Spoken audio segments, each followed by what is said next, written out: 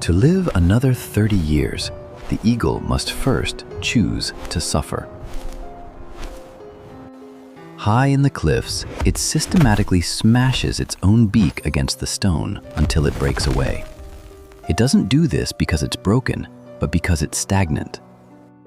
You are currently carrying a calcified, stagnant version of yourself, a shell of old habits and safety that is slowly becoming your tomb. True transformation isn't an addition, it is a brutal subtraction. You must pluck the heavy, weathered feathers of who you used to be just to breathe again.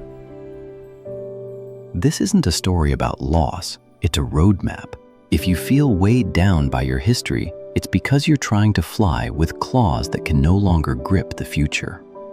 Retreat into the silence, break the beak, endure the nakedness of the in-between, because on the other side of this agony is the sky.